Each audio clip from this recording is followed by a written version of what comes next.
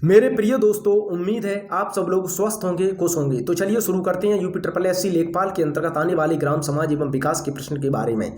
ग्रामीण सामाजिक विकास, कृषक समाज की सामाजिक आर्थिक संरचना के संबंध में कौन सा प्रश्न उत्तर सही है?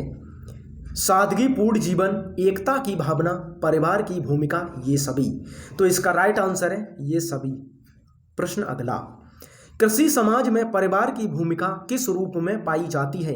प्रजनन इकाई के रूप में, बाल पोषण इकाई के रूप में, आर्थिक इकाई के रूप में, ये सभी। तो इसका राइट आंसर है ये सभी। प्रश्न अगला, पर्यवेक्षी कृषक वह होता है जो भूमि की माप करता है, स्वयं भूमि पर काश्त करता है, श्रमिकों से काश्त करवाता है, भूस्वामी।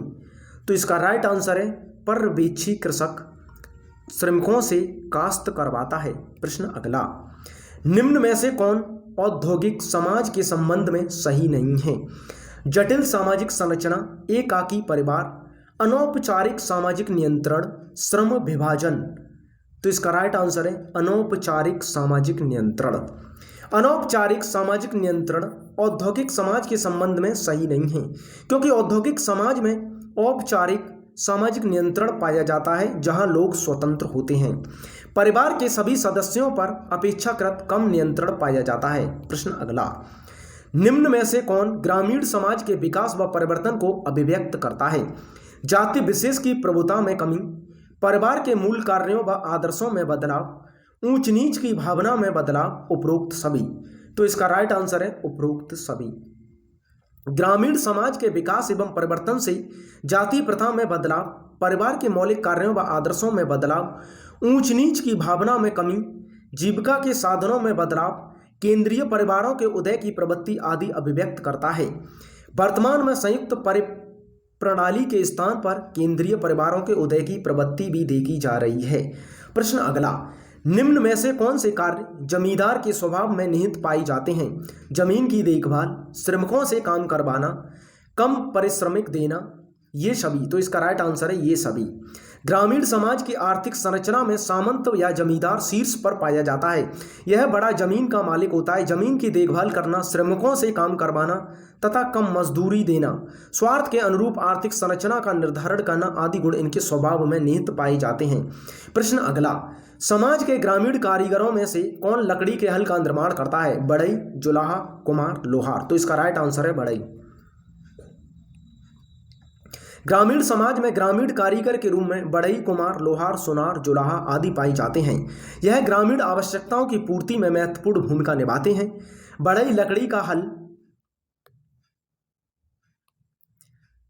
दरवाजा, खिड़की आदि बनाता है, वहीं कुम्हार मिट्टी का बर्तन बनाता है तथा सुनार आभूषणों को बनाता है। प्रश्न अगला, ग्रामीण समाज में संपत्ति के अचल रूप में कौन नहीं पाया जाता है? आभूषण, भूमि, मकान, खेत। तो इसका राइट आंसर है आभूषण।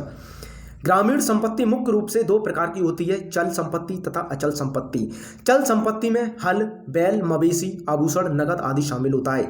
वहीं अचल संपत्ति के रूप में भूमि, खेत, मकान आदि शामिल होता है। प्रश्न अगला, ग्रामीण समाज में संपत्ति का मुख्य आधार कौन पाया जाता है?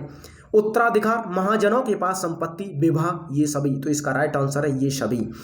ग्रामीण समाज में संपत्ति का मुख्य आधार उत्तराधिकार, विवाह, महाजनों के पास संपत्ति तथा उत्पादन एवं निर्मित सामानों की बिक्री से प्राप्त आय से अर्जित संपत्ति शामिल होती है। उत्तराधिकार भारतीय समाज में संपत्ति अर्जन का महत्वपूर्ण एवं प्राचीन माध्यम है, जिसमें पिता की मृत्यु के बाद पुत्र को स्वतः पिता की संपत्ति का अधिकार मिल जाता है। प्रश्न अगला, उस सामाजिक स्थिति को क्या कहते हैं जिसमें व्यक्ति अपनी बुनियादी आवश्यकताओं की पूर्ति करने में असमर्थ होता है? गरीबी, बेरोजगारी, गरीबी रेखा, इनमें से कोई नहीं। तो इसका राइट आंसर है गरीबी होती है। गरीबी उस सामाजिक स्थिति को कहते हैं जिसमें व्यक्ति अपनी बुनियादी आवश्यकताओं जैसे भोजन, वस्त्र आदि की पूर्ति करने में असमर्थ होता है। भारत में गरीबी का आकलन आय तथा उपभोग दोनों आधारों पर किया जाता है। इसमें एक अवधारणा गरीबी रेखा भी है। आज के ग्राम समाज एवं विकास के प्रश्न यहीं समाप्त किए जाते हैं। जय हिंद, जय भारत।